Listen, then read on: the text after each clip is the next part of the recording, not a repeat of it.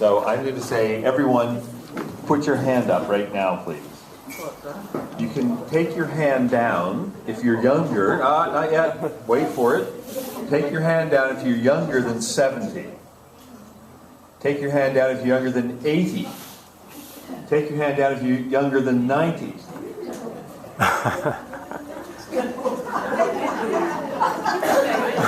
Okay, so everybody here, they're older than 90. Is that right?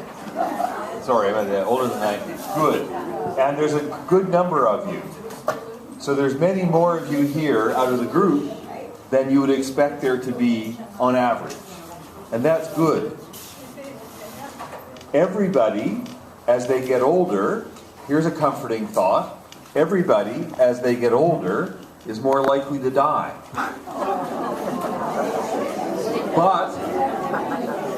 But not everybody of the same age has the same risk of dying. Some people are fit and some people are frail. And I'm interested to know why that is. So, yeah, it's a very cheery idea. So I'm very interested to know why this, because as a doctor, when I'm looking after someone, it's important for me to understand how fit or frail they were before they got sick. Because every person, when they get sick, they're never at their best. So it's important for me to understand what are they like when they're at their best, which for most people is what are they like 2 weeks before they got sick. So we spent a lot of time trying to figure out the best way to measure that. And one person who really needs to know that much more than most people is this young man with me today. His name is Judah Goldstein. And he did a PhD on assessing fitness and frailty of people when they call 999. So Judah is also a paramedic. So it's very important to him when he goes out there to get some way to understand how fit or frail someone is. It's not enough to know that they're old. You need to know, are they a fit or a frail older person? And so he's going to talk to you about some of the work that he has done. And while he's talking to you, I'm going to hand out some pictorial questionnaires that we're going to get you to fill in a few minutes. So as a paramedic, I was interested in how we could move some of Dr. Rockwood's frailty measures into the pre-hospital or community setting.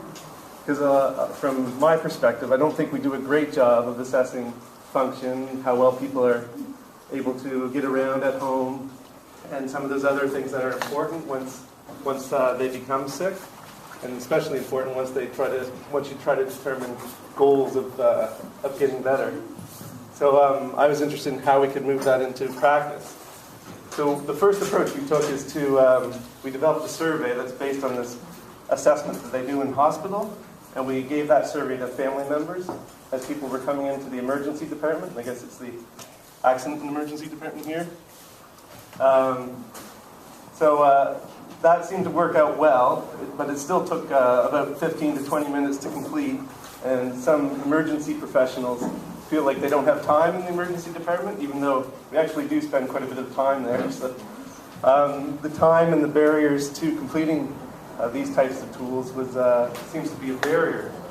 So the next step that we've tried to take is to create a tool that's just based on pictures, which we hope people can fill out fairly quickly and get an idea of someone's overall state of health. So today we wanted to get your feedback on whether the pictures make sense. We haven't really tried it in clinical practice yet. We just want to get feedback from different groups. We're trying this with a number of groups in Nova Scotia and Canada. And we'd love to get your feedback on the tool here today. So I guess over the next 20 minutes or so, we want to go through that tool and see what you guys think of it, really. What we do is there's a column. They're arranged vertically.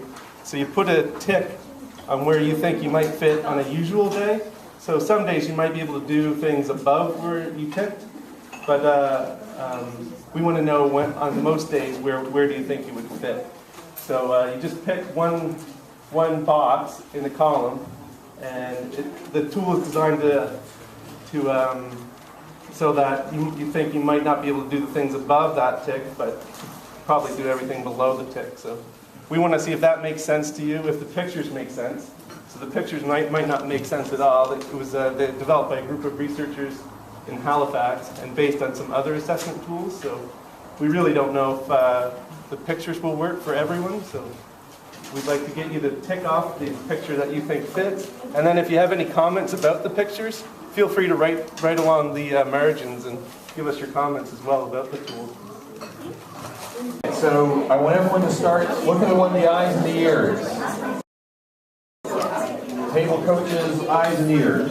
Excellent question. The question is, do genes play a role in life expectancy? And the answer is, yes, they do, but not that much.